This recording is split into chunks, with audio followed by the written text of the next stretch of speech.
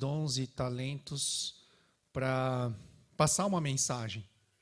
Fazer uma poesia sem palavras, né? Não é lindo? Agora eu disse que ia fazer perguntas para aquecer nossa mente, né? O coração, acho que toda vez que assisto esses vídeos desse, chama Dan Stevers, vocês podem visitar o site dele depois. Quem aqui reconheceu pelo menos uma história de Jesus assistindo o vídeo? Poderia dizer uma? Multiplicação dos pães, legal. Quem aqui reconheceu até 5 histórias de Jesus assistindo esse pequeno vídeo? Você acha que sim? Legal. Não vou perguntar quais, mas deu para reconhecer 5? Deu? Levanta a mão para mim só. Quantos acham que reconheceram até 5 histórias? Muito bom. Quem aqui acha que reconheceu até 10 histórias? Dá uma pensadinha.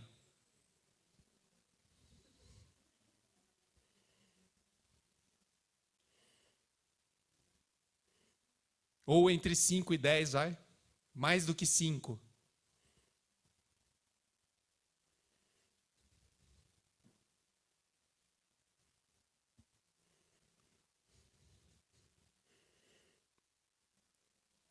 Entre 5 e 10? Pode levantar sua mão. Quem? Legal. Ótimo. Muito bom. Isso quer dizer que a igreja reconhece a vida de Jesus, né? Isso é muito bom. E a gente vai falar, na verdade, a gente vai falar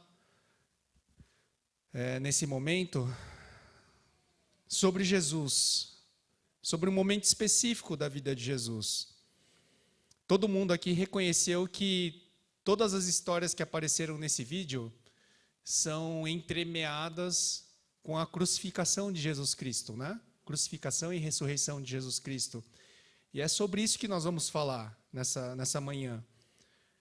Nós vamos falar sobre um episódio que muitos de vocês conhecem, que se chama No Caminho de Emaús, que está lá em Lucas 24, 13 a 33. Se você quiser deixar sua Bíblia aberta nesse capítulo já, vai nos ajudar mais adiante.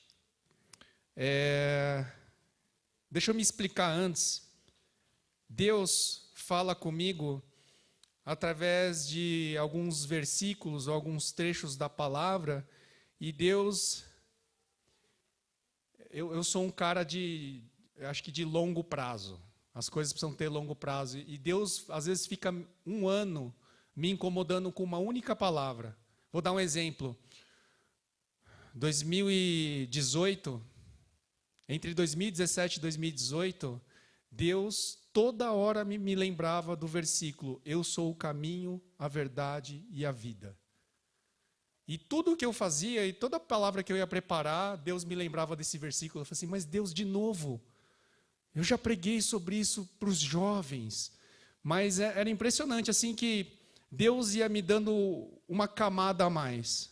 Sempre colocando um layer ali a mais sobre a palavra. Eu falava assim, eu não tinha percebido isso. Eu não tinha entendido isso. E 2019...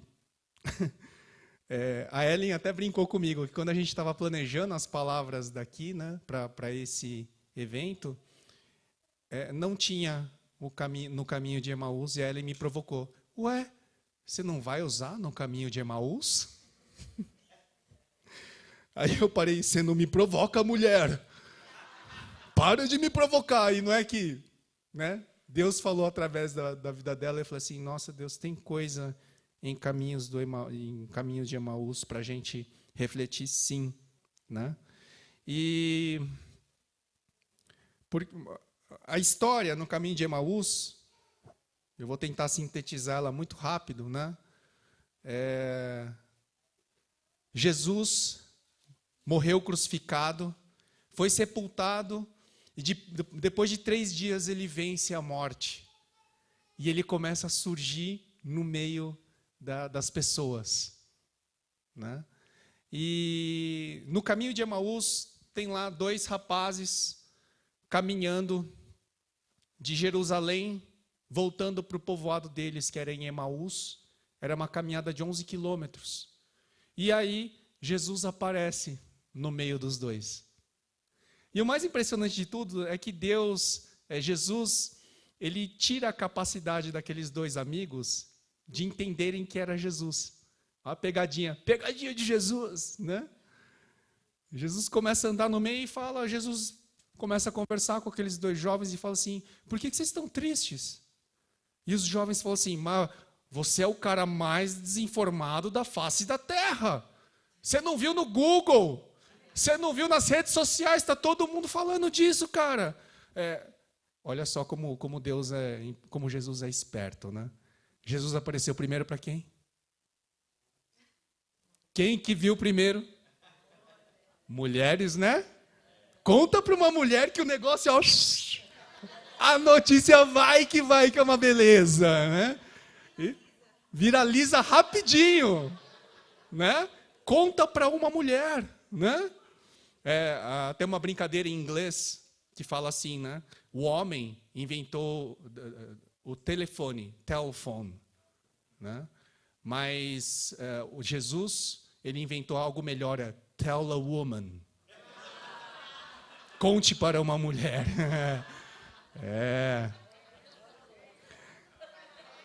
E aí, antes que eu seja apedrejado pelas mulheres, deixa eu continuar. A palavra do Senhor diz.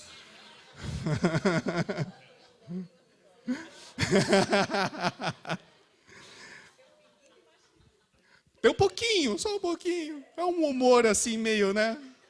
Politicamente incorreto, né? Vamos assim dizer. Mas vocês mulheres riram. Eu sei que foi por carinho a minha pessoa que vocês riram, mulheres, tá bom. Mas desculpa, vamos continuar a palavra. E aí eles comentaram com aquele cara desinformado, eles falaram assim, poxa, Jesus morreu. Nós colocávamos toda a nossa esperança nele, de que ele seria a redenção de Israel. Né? Eu acho que os israelitas naquela época, eles tinham os judeus, né, eles tinham essa noção de que Jesus talvez salvasse os judeus de uma forma política, né, que seria um rei, que seria alguém que ia dominar os romanos, os gregos, né, e dessa maneira. Então eles falaram assim, poxa, nós colocávamos nossa esperança nele, mas ele morreu. Mas algumas mulheres nos falaram que ele não morreu, não, que ele está vivo, né? E Jesus ainda dá espaço para uma bronquinha, né? E fala assim, mas vocês são muito cabeção mesmo, né? Vocês não sabem que as coisas tinham que acontecer dessa maneira? Está tudo correndo no seu curso normal, né? E eles continuaram aquela caminhada, 11 quilômetros, né? E aí vamos parar para a nossa primeira reflexão, nesses 11 quilômetros. Porque 11 quilômetros é mais ou menos a distância que tem de uma entrada até a outra de Pompeia. Para quem conhece Pompeia, é uma caminhada, se eu estivesse ali na ponta da cidade e começo a andar pela estrada que passa no meio de Pompeia, se você caminhar 11 quilômetros, é uma caminhada de cerca de 2 horas e meia, né? Você atravessa a cidade, caminhando. Era essa caminhada que esses dois amigos estavam fazendo. E eu fico pensando, esse é o Monte Everest. De altura, ele tem menos que 11 quilômetros. Tem 8 quilômetros de altitude. Só que, o que vocês acham que demora mais? Fazer uma caminhada de 11 quilômetros em linha reta ou 8 quilômetros na vertical? Na vertical demora mais. Na vertical, esses quase 9 quilômetros, você pode subir despreparado? Para você subir o Everest, tem muito louco que faz isso hoje, eles se preparam, às vezes, anos para poder fazer essa caminhada. Para que eles têm que se preparar? É só perna? Frio. Altitude. O que acontece na altitude? Oxigênio, ar rarefeito. certo?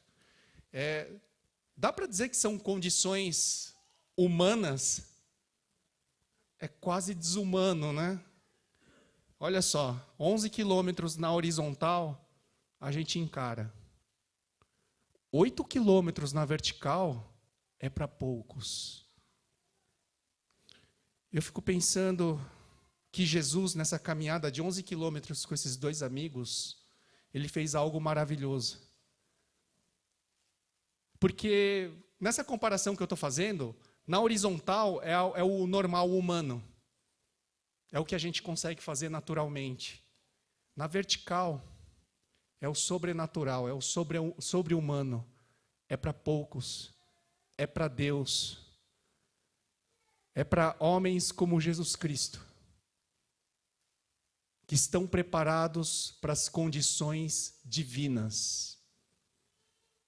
E a gente para pouco para pensar nisso. A Ellen estava falando agora aqui que amar a Deus com toda a sua força é algo muito difícil de fazer, porque Ele é muito diferente de nós.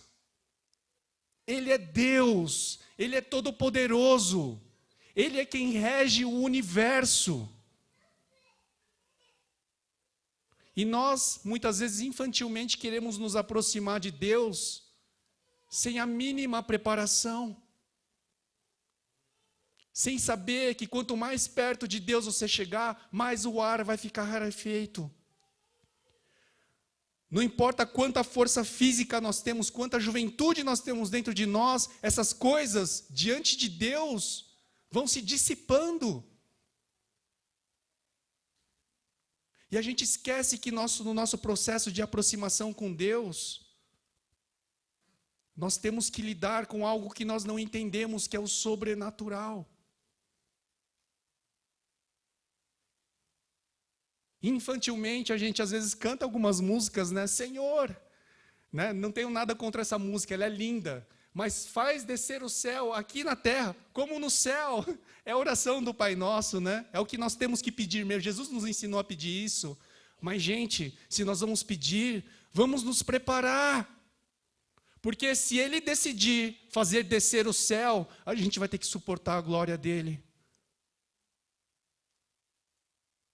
Se nós estamos aqui nesse acampamento falando sobre família, sobre nos aproximarmos de Deus para que as nossas famílias cresçam e a nossa igreja seja forte, vamos começar a se preparar para a subida no Everest.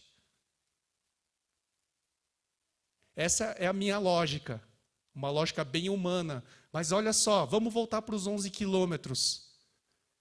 Quem que está fazendo a caminhada de 11 quilômetros com aqueles dois rapazes? Jesus. Jesus é aquele que pega toda a severidade da vertical e Ele coloca isso na horizontal para a gente fazer essa caminhada. Olha que coisa poderosa. Olha quem é Jesus nas nossas vidas. Eu comecei a ler esse capítulo, é uma história tão conhecida e às vezes tão infantil que a gente não dá muita atenção para ela. Mas de uns tempos para cá, Jesus tem me cutucado tanto que às vezes eu tenho perguntado, Jesus, será que eu não estou te reconhecendo? O Senhor está aqui? O Senhor está disfarçado? Eu preciso te reconhecer. Né? Então, nossa primeira reflexão é isso. O que Jesus está fazendo é pegando essas condições desumanas, essa condição que é para Deus, e transformando em algo na horizontal, para que a gente possa fazer com Deus. Quando a gente fala que Jesus é o único caminho para que a gente conheça o Pai, é isso. Jesus é o único homem que consegue fazer essa transposição para a gente. E eles continuam a caminhada. E diz nesse trecho da palavra, lá no versículo 27, isso mesmo, que Jesus começa a explicar para aqueles dois amigos sobre, desde as leis de Moisés, desde a época de Moisés, né, como é que Jesus, como é que ele é visto dentro do Antigo Testamento. Gente, eles tiveram a melhor aula de teologia do universo, gente. Eles aprenderam o Antigo Testamento com o profeta, com o sacerdote, com o Deus, caminhando com eles. Teve uma época da minha conversão em que eu lia a Bíblia e eu falava assim: caraca, eu nunca tinha entendido isso. Eu preciso contar para alguém. Né? Aí eu juntava os adolescentes e falava assim: cara, você não sabe o que eu descobri. Vamos ler esse trecho da palavra juntos? E eu falava e compartilhava. E de alguma maneira aquilo ficava em mim. Eu comecei a entender que quando eu leio a palavra só para mim, eu cresço. Mas quando eu leio a palavra com a perspectiva de ensinar para outros, cara, aquilo fica vivo, aquilo queima. Em muitos momentos da minha caminhada cristã, eu senti que, na minha capacidade humana, eu não ia conseguir entender aquilo. Mas a caminhada com Jesus Cristo faz com que a gente entenda coisas que nós não somos capazes. E esses dois caras estavam fazendo isso. Eu imagino que em Pompeia, você caminhar aqueles 10,5 km, 11 km no asfalto, 2 horas e meia. Eu acho que foi uma caminhada de 3 horas e meia, 4 horas. E eles tiveram aquela aula maravilhosa de teologia com Jesus Cristo. E aí eles chegaram em Emaús. Né? Chegando em Emaús, Jesus, diz a palavra, né? Jesus fez como quem ia adiante. Falou assim: eu vou continuar minha caminhada. Né? E os dois amigos falam assim: não, pera, está escurecendo, cara. Não vai embora, não. Fica. Vamos, a gente está aqui, ó, fica aqui com a gente janta juntos e tal. E Jesus dá aquela de difícil, né? Ele, não, mas eu tenho um compromisso, né? Mas ele fala assim: não, fica. Jesus fica porque eles insistiram. Né? E aí eles sentam, né? E aí, olha só que loucura, né? Jesus parte o pão, eles vão começar a comer, e na hora que ele parte o pão, as escamas dos olhos caem, né? A percepção vem à tona, e eles, né? Eu fico imaginando um pegando no braço do outro assim: cara, é ele! E quando eles vão dar um pulo para abraçar, Jesus faz o famoso puf. Some. Aí eles ficam doidos. Cara, quando ele falava, o teu coração não ardia? Como uma fornalha. Cara, eu senti também. E o que acontece depois disso? Que pão, que nada, que vinho, que... Bora! Vamos voltar para Jerusalém. A gente precisa contar para os outros o que aconteceu. E na minha interpretação, a primeira viagem missionária acontece. Prontos para a missão de suas vidas. Eles tinham que voltar para Jerusalém. Eles tinham que encontrar com os 11 e falar: vocês não sabem, não é só vocês não, mano. Vocês se acham os bons? Os bambambam da fé? Apareceu para mim. Eu conheci também.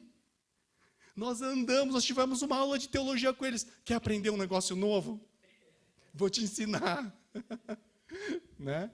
E eles voltam, eles saem do lugar de onde eles estavam e começam uma caminhada de mais 3 horas e meia, 4 horas de volta. No escuro. Obrigado pelo complemento. Não tinha pensado nisso, só mais uma camadinha. O pé já estava com bolha, já estava bolha dentro de bolha. Né? Eles precisavam contar as boas novas para os outros. Aquela realidade não podia mais ficar contida dentro deles.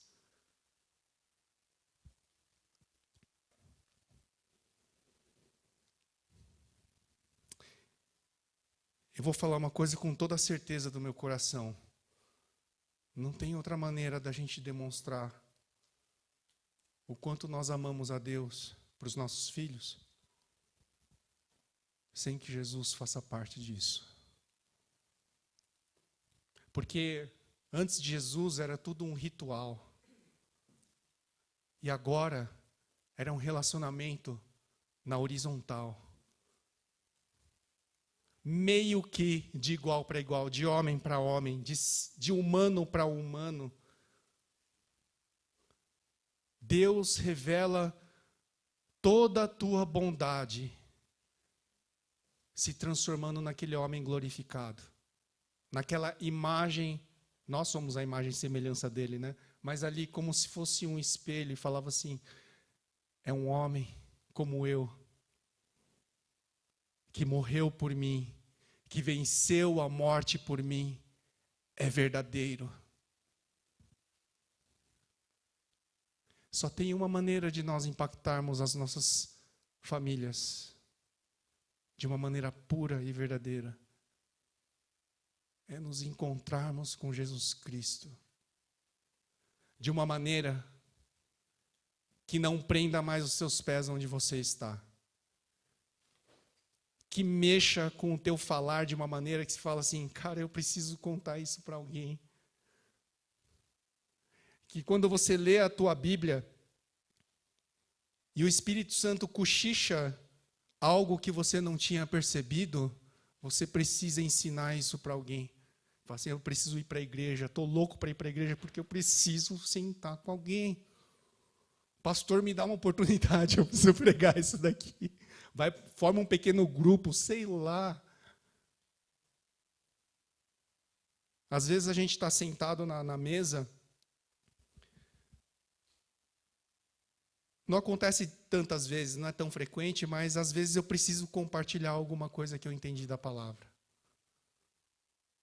Não é um culto familiar, né? Não dou esses nomes, mas é na hora da janta, é na hora que parte o pão.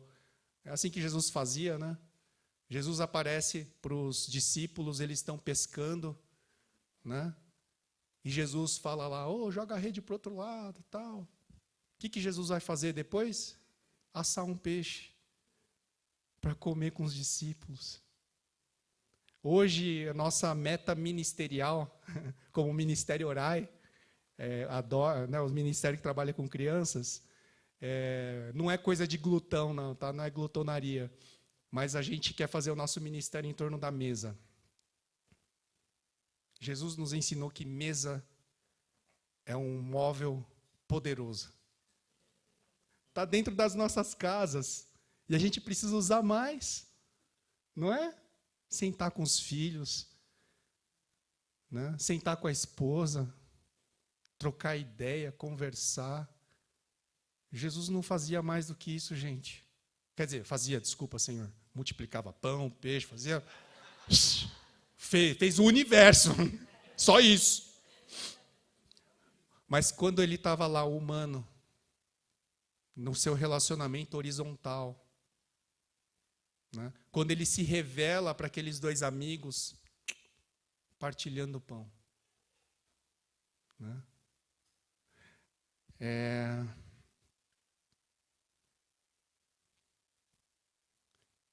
Eu fico me perguntando como é que nós vamos impactar as nossas famílias de uma maneira menos ritualística e de uma maneira muito mais relacional.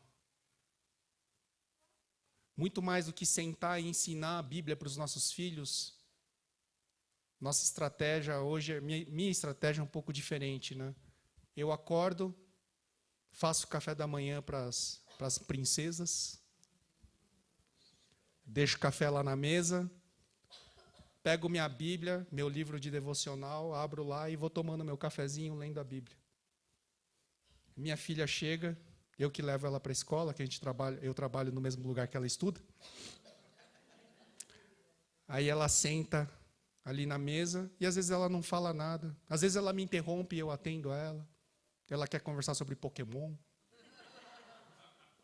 Né? E eu poderia falar para ela: quieta, isso é do demônio. Eu estou lendo a palavra. Eu falo: é mesmo, filha, esse Pokémon tem esse poder? Ela está na fase do poder. Ela fala assim: pai, se você pudesse escolher, você gostaria de voar, atravessar a parede ou soltar fogo pelas narinas? Soltar fogo pelas narinas é legal. É esse tipo de conversa que a gente tem na maior parte do tempo, tá? Para vocês não canonizarem minha filha, não é uma santa, tá? Ela é uma criança normal. Mas eu faço questão de estar lendo a palavra à vista dela, sem o menor propósito de ensinar nada naquele momento. Ela só precisa me ver lendo. Saber que aquilo é a primeira coisa que eu faço no meu dia. Né? Natural, assim. A gente, hoje esse final de semana, nós não carregamos ela junto com a gente, né? Mas geralmente ela vai nos eventos com a gente, né? Para ela entender um pouco daquilo que nós fazemos e compartilhar o amor e a paixão que nós temos por esse Jesus Cristo. Às vezes, eu sei que às vezes ela vai se interessar mais de estar lá fora brincando. Ela é uma criança. Mas ela sabe o que a gente está fazendo aqui. Ela entende.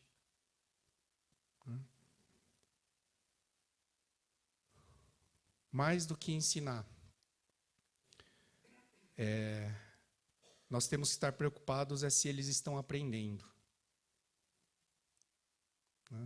E a gente começar a mexer com a nossa intencionalidade no dia a dia, de fazer as nossas coisas e demonstrar o amor que nós temos por esse Jesus.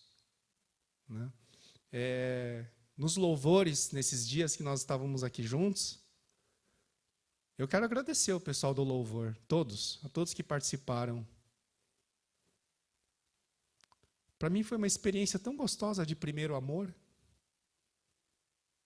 E a gente, às vezes, fica um crente mais velho, a gente fica com vergonha de chorar, ou fica com vergonha de... Mas é tão gostoso continuar vivendo o primeiro amor. Os nossos filhos precisam ver isso na gente. Talvez você não seja convertido ainda, talvez você seja novo na fé, não entenda direito o que é isso que eu estou falando, o primeiro amor, mas... eu lembro com tanto carinho da minha conversão. Eu gosto tanto de lembrar da minha conversão. Eu gosto tanto de lembrar que Deus ainda continua fazendo coisas que Ele fez lá 15, 16 anos atrás. Eu sou um adolescente na fé. Eu me converti velho, né? E às vezes eu brinco quando eu falo com crianças ou com adolescentes, eu falo assim, gente, eu tenho a mesma idade que vocês. E alguns deles são até mais velhos que eu, porque nasceram na igreja. Eu não nasci na igreja, né? Eu sou novo na fé, e eu não tenho vergonha disso. Porque eu estou perto do meu primeiro amor.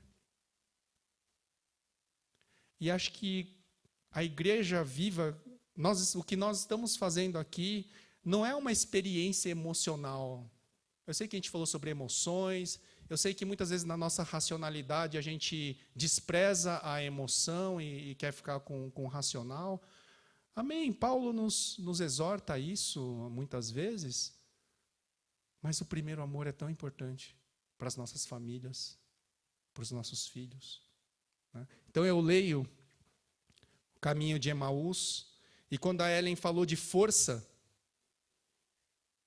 eu acho que o nosso amor por Jesus Cristo, ele determina o valor, não só o valor, mas a intensidade. Praticarmos esse amor com intensidade.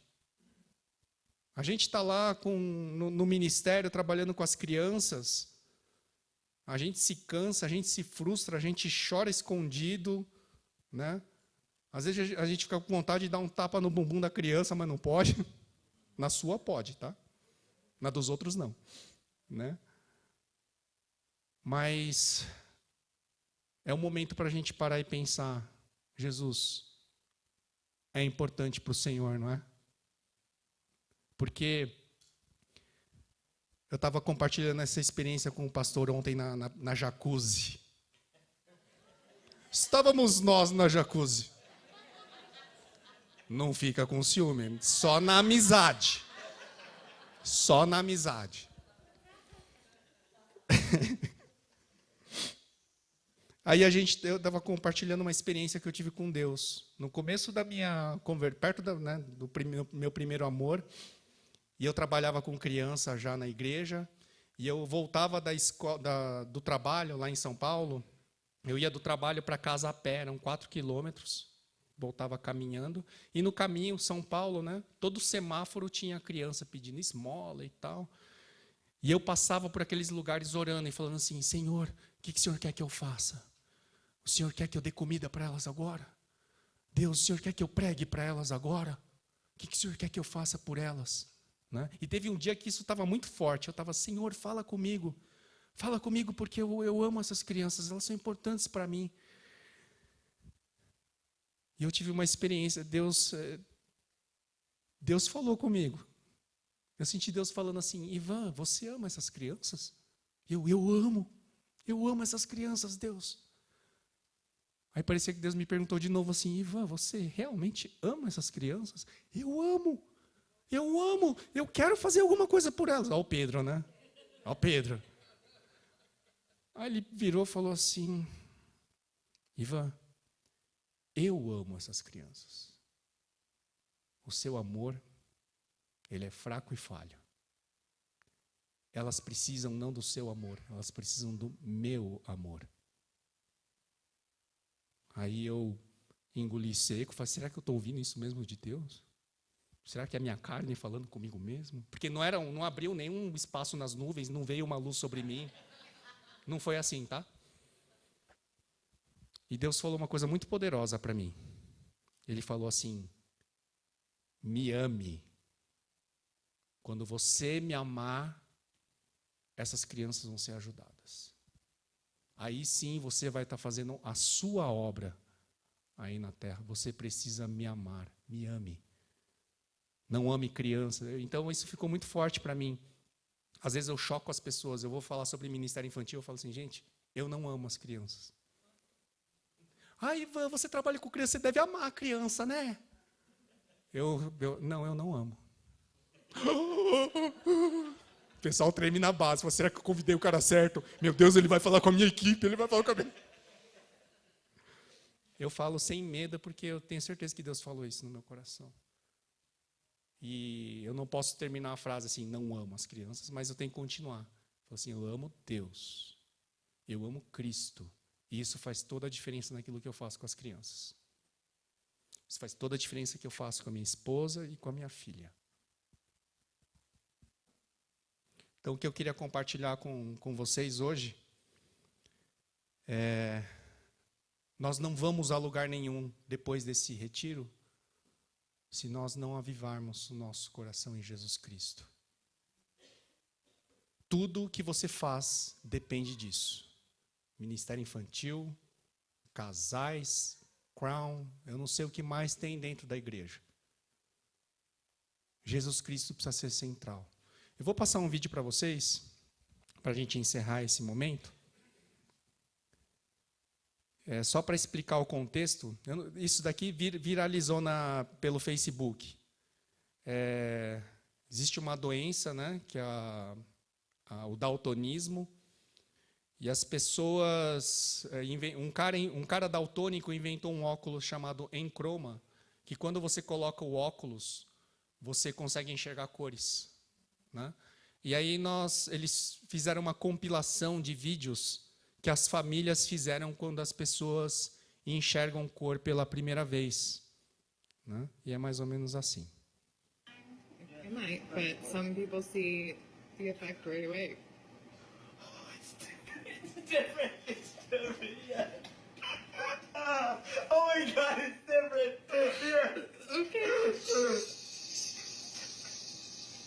It's different. Turn around and look at the lights. Oh my God.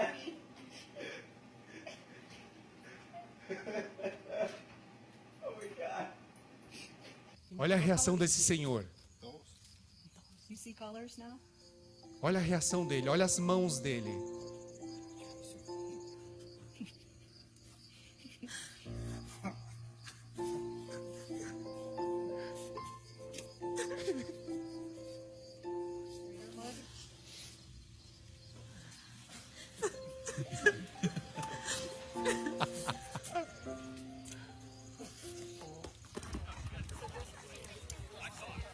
Oh my God, is this the real world? Is this actually what it looks like?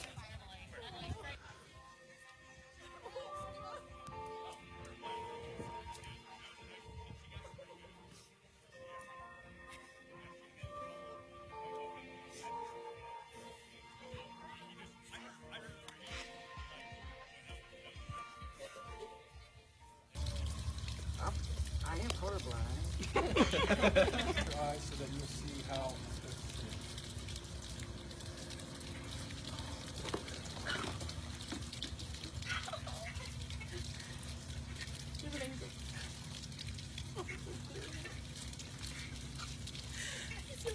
It's so clear, I can't believe it. Savannah, what are we doing today? I get to see color for the first time today. And what's making that possible? I'm gonna wear these Chroma glasses, and I'm really excited about it. I've been waiting for a long time. And what color are you most excited to see? I think I'm most excited to see purple. Oh my gosh, look at the red. Esqueceu até do roxo. Olha o vermelho. Oh my gosh, this is really cool. Oh my word. What color shirt? They just don't work. Can you see colors now? Oh my gosh. Oh my god. I guess it does work that well. I've been missing out on so much. Oh my god. What? So what are the colors? What are the colors? We're not even. Signatures now? We're not Can you organized. sign a card in blue? Can you see them? I don't.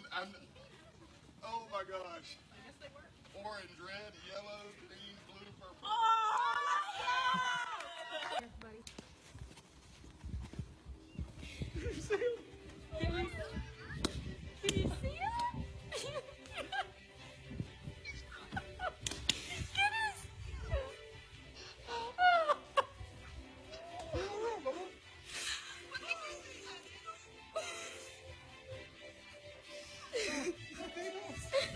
Thank you. Can you see my shirt?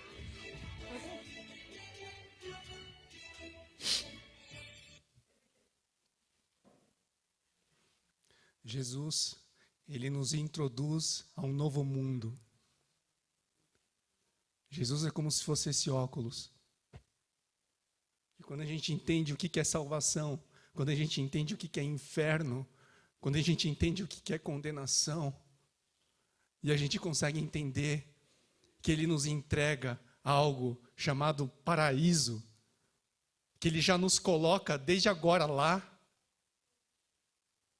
Ele inaugura um novo mundo diante dos nossos olhos e é como se a gente perguntasse, como é que eu perdi tudo isso por tanto tempo? Quando eu era mundano, quando eu ainda não era cristão, e Deus me fez experimentar paz pela primeira vez, eu falei assim, como é que eu perdi isso por tanto tempo?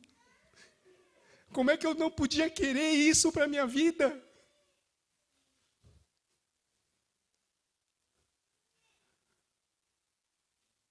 Jesus precisa inaugurar uma nova fase da nossa vida. Nós precisamos colocar esse óculos chamado Jesus e falar, são essas as cores do mundo. Isso é maravilhoso.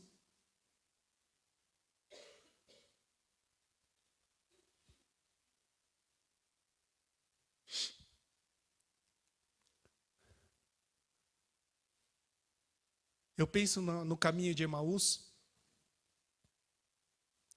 e o caminho de Emaús ele desafia tudo aquilo que eu achei que missões era. Eu achei que missões era um Deus patrão que chegava para os seus filhos e chegava assim, vá, arruma a tua mala, agora. Ou senão você será demitido.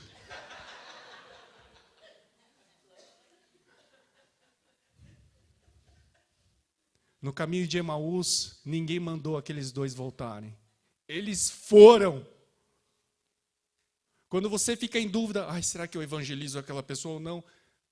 Simplesmente você vai. Porque você colocou um óculos que te faz enxergar a realidade espiritual, a realidade divina. Você começa a enxergar não um cara chato no seu escritório, mas você enxerga um cara que não conhece a salvação.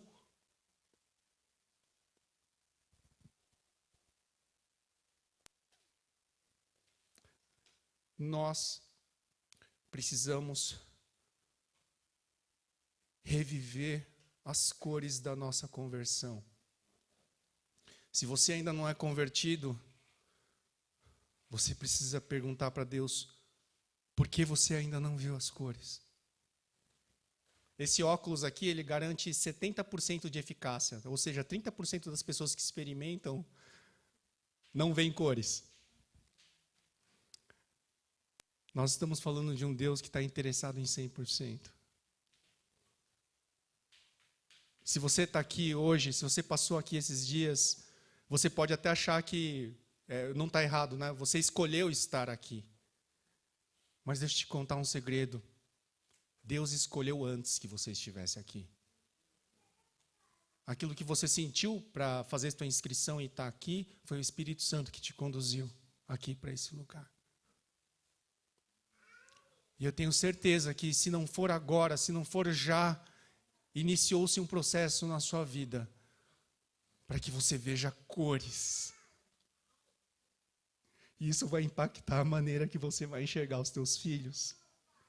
Isso vai impactar a maneira que você vai entender qual é o propósito da tua família dentro desta igreja, que está inserida dentro de uma sociedade.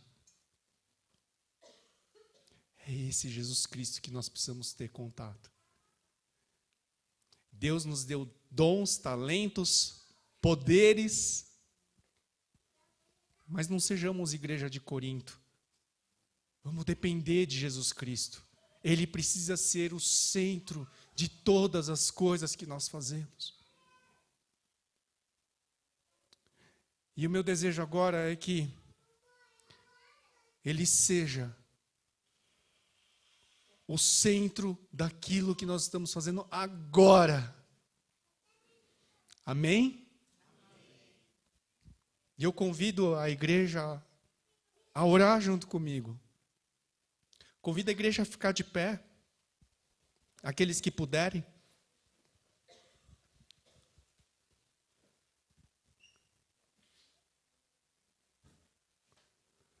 Ontem a gente falou sobre aceitar Jesus no seu coração. Se isso aconteceu ontem, eu encorajo você a conversar com algum dos pastores. Porque depois que a gente começa a enxergar cores, a gente precisa saber o que fazer com elas.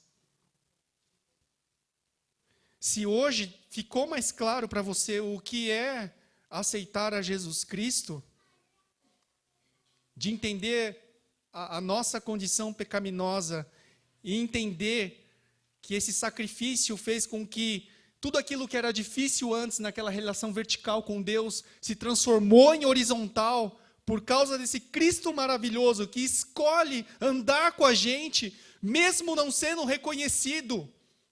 Quando ele não é reconhecido, ele está abdicando da fama, ele está abdicando, ele poderia se colocar como um rockstar ali para aqueles dois, mas ele decidiu esconder a identidade dele, porque ele entendia que aqueles dois iriam aprender muito mais se ele escondesse quem ele era desde o começo.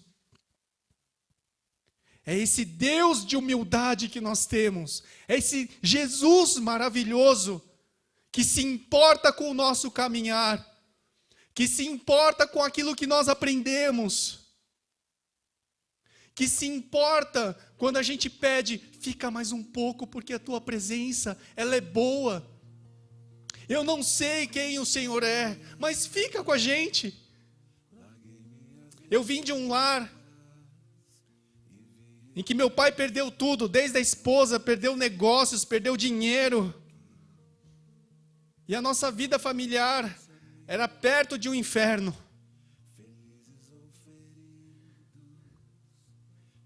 Era tão gostoso ir para a igreja quando eu era criança.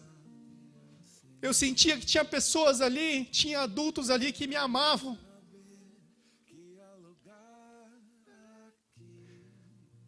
E era tão ruim voltar para casa.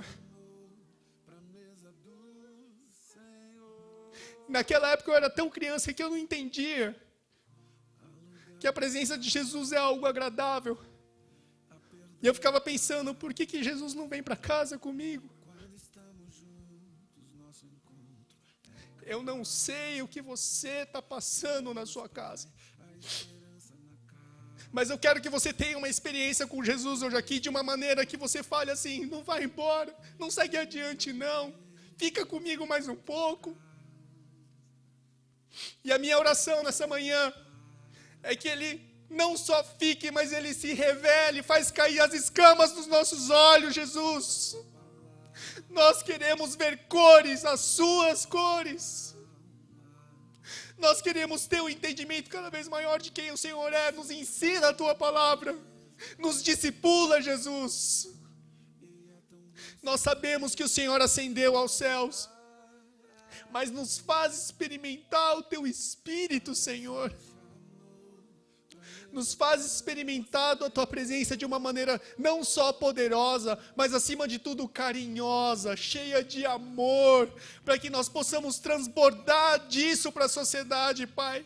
Para que a gente possa transbordar disso dentro dos nossos lares. Nós precisamos estar nesse caminho de Emaús, junto com o Senhor, Jesus.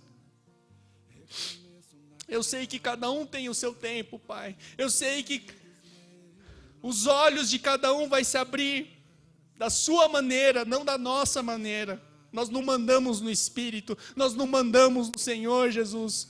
Mas eu encorajo para que o Senhor trabalhe a nossa paciência, para que cada um de nós tenha uma experiência tão significativa, que isso nos mova do lugar onde nós estamos e nos leve, nos tire de A e nos leve para B, para C, para D, para onde o Senhor quiser. Para onde os nossos olhos enxergarem necessidade, que a nossa experiência com Jesus simplesmente nos tire da nossa comodidade e faça agir para que o Teu reino prevaleça, para que Teu reino cresça, para que o nosso relacionamento de amor, Jesus, amadureça. Eu venho te pedir nessa manhã, da Tua maneira, Espírito Santo. Eu gostaria de implorar para o Senhor. Inicia um processo nas nossas vidas, individualmente. Cria um relacionamento, Pai. E que isso venha impactar a igreja, não só do Bosque, a igreja corpo de Cristo. A igreja que se estende pelo planeta. A igreja que verdadeiramente é a noiva de Cristo. Nenhuma noiva se embeleza em vão. Nós não queremos ser uma noiva egoísta que se embeleza para si mesma. Mas que seja para o noivo. Porque as bodas estão chegando. E nós queremos, como noiva, estar preparada. Mas nós precisamos te conhecer. Nós queremos pedir a Tua bênção sobre a vida de cada irmão, de cada irmã. Nós temos aqui famílias representadas, Senhor. Nós queremos pedir Tua bênção sobre cada família representada, pelos casais que estão aqui. Nós queremos ir além, nós queremos abençoar os jovens, Senhor, que estão aqui participando desse retiro. As pessoas que estão aqui, mas estão sem os cônjuges ou não são casadas ainda. Abençoa, Senhor, cada vida. Existe uma experiência mais profunda, além da familiar. É a experiência pessoal de cada um de nós com o Senhor. Age nisso, para que se fortaleça outros elos.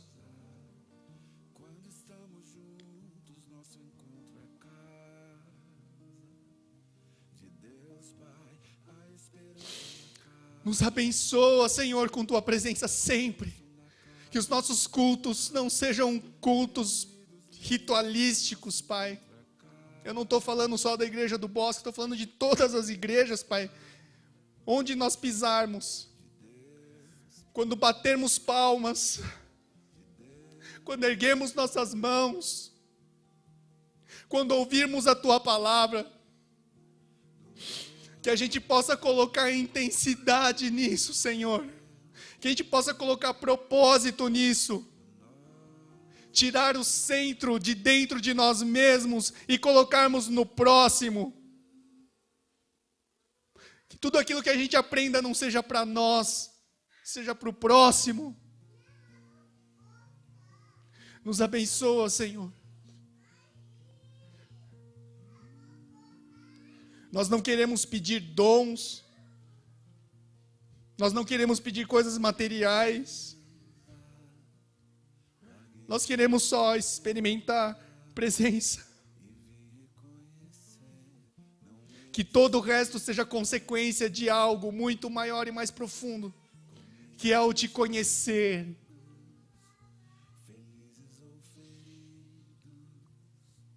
Gostaria de orar por aqueles que nunca experimentaram o que é paz.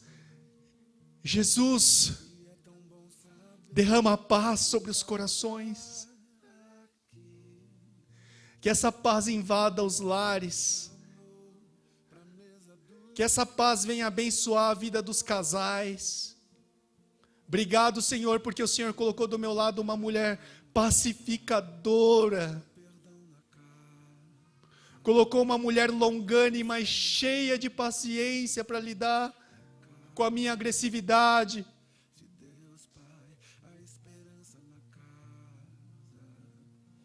Eu desejo o mesmo para todas as famílias, Senhor.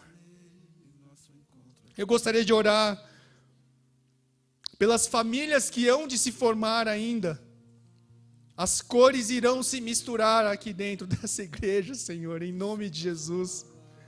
Que o nosso foco seja, com Jesus Cristo, formar novos núcleos familiares, dentro da visão de santidade do Senhor, que não tem a ver com aquilo que a gente quer e com aquilo que a gente deseja, mas com aquilo que o Senhor quer.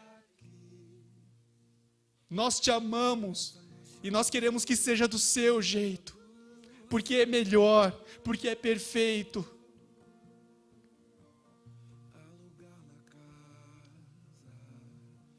Nós queremos, como nessa cena que a gente assistiu por último, a gente quer simplesmente poder dizer para o Senhor, obrigado. Porque temos motivo para agradecer. Obrigado, Senhor. Obrigado, Senhor. Obrigado porque o Senhor nos salvou de quem nós somos. E nós podemos enxergar um mundo novo por causa do Senhor. Obrigado, Jesus. Obrigado, Jesus. Se você está sentindo gratidão no seu coração, eu te desafio a agradecer, Jesus. Você pode dizer, obrigado, Jesus. Obrigado, Jesus. Que essa frase não seja mais uma frase que a gente fala por educação, Pai. Nós queremos falar, de fato, obrigado, Senhor. Obrigado, Pai. O Senhor é maravilhoso. Nós oramos em nome de Jesus Cristo. Amém? Amém? Jesus, Ele é maravilhoso. Com muita consciência.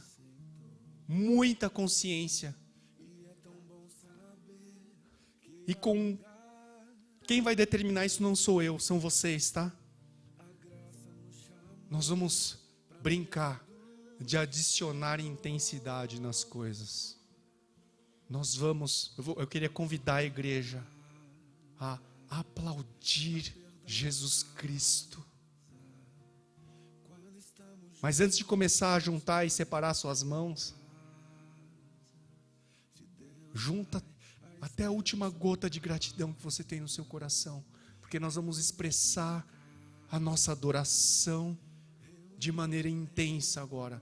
Talvez sem ritmo, talvez sem música, sem instrumentos, apenas com aquilo que nós somos. Será que a gente pode fazer isso?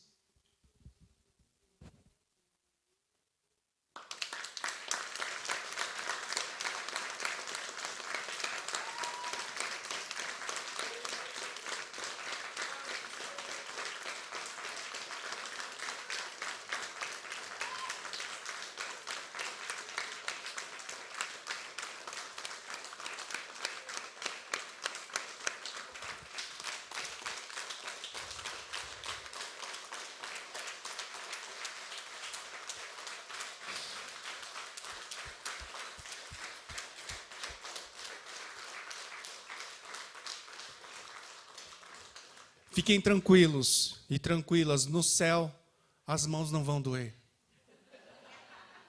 No céu não tem tempo para limitar o quanto nós queremos fazer isso. Nós vamos ter a eternidade para fazer isso. Amém? E é nesse lugar chamado Jesus que eu vou falar minha última coisa aqui para vocês. Vamos marcar um encontro com os nossos filhos. Talvez o mais natural é que a gente vá antes, não é mesmo? Mas coloca no teu coração do seu filho que existe um lugar onde eles podem encontrar a gente. E não é no céu, tá? O céu é consequência. Ele vai nos encontrar em Jesus Cristo. Eu só tive paz por conta da morte da minha mãe. Eu perdi minha mãe muito cedo, quando era criança. Parte da minha rebeldia na adolescência foi por causa da morte da minha mãe. Hoje eu tenho paz, porque eu encontrei Jesus Cristo. Eu não encontrei minha mãe. Eu encontrei Jesus Cristo. Vamos ensinar nossos filhos, vamos marcar um encontro com eles.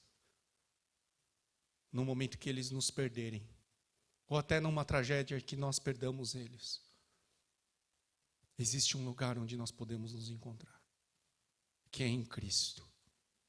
Amém? Amém. Vamos ensinar isso para as nossas crianças? Aleluia. Obrigado, gente. Foi um prazer gospel. Foi uma delícia estar aqui esses dias. Muita gente veio agradecer, mas somos nós que temos que agradecer. É uma honra estar aqui.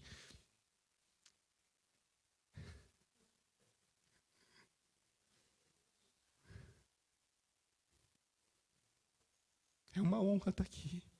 Eles deviam estar falando. Eu sou um menino. Eu sou só um menino.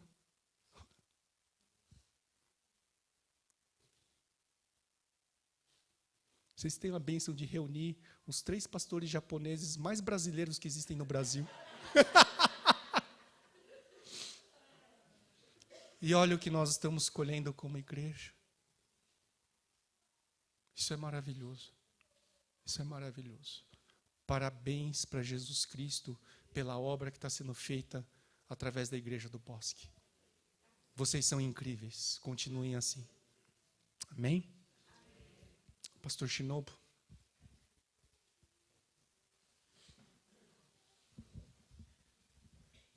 Obrigado, Ivan. Obrigado, Ellen.